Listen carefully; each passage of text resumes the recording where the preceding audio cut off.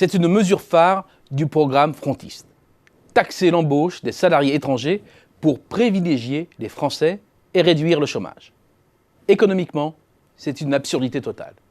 Je sais, cela a pourtant l'apparence du bon sens.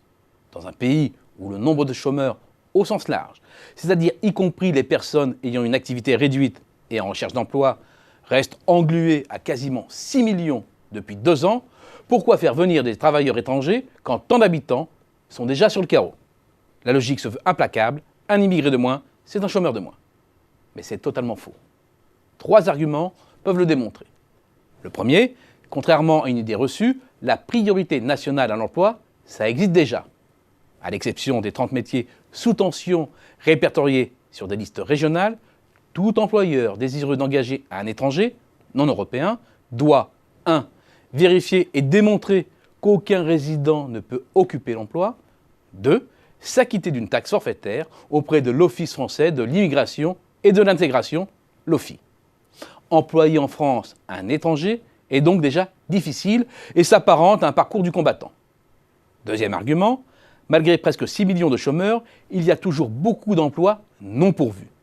Pour être plus précis, d'emplois pour lesquels le recrutement s'est soldé par un échec.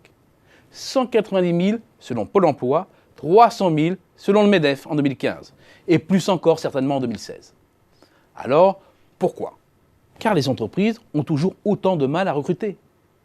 Près d'un tiers d'entre elles, et la grande majorité des recruteurs ayant des difficultés sont confrontés à des candidats au profil inadéquat, faute d'expérience, de diplôme ou de motivation, ou carrément à une pénurie de postulants.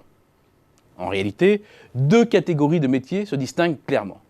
Des métiers sous tension parce que très recherchés par les employeurs, comme les ingénieurs et les cadres études R&D en informatique par exemple, et des métiers sous tension parce qu'ils font figure de repoussoirs.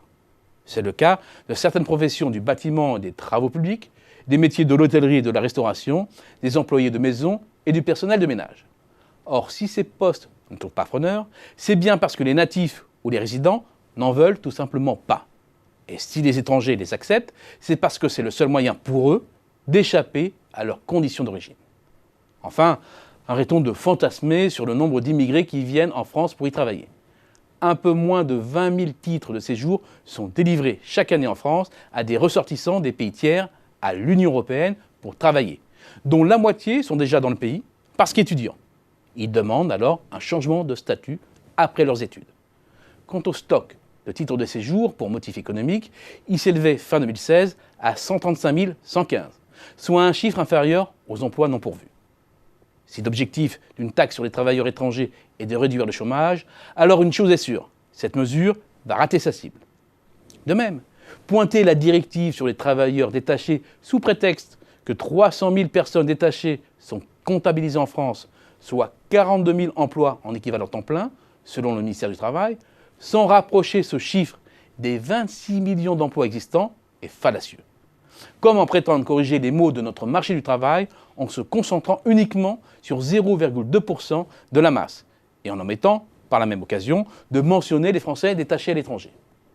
Cela participe de la même logique, celle du bouc émissaire et des raccourcis trop faciles.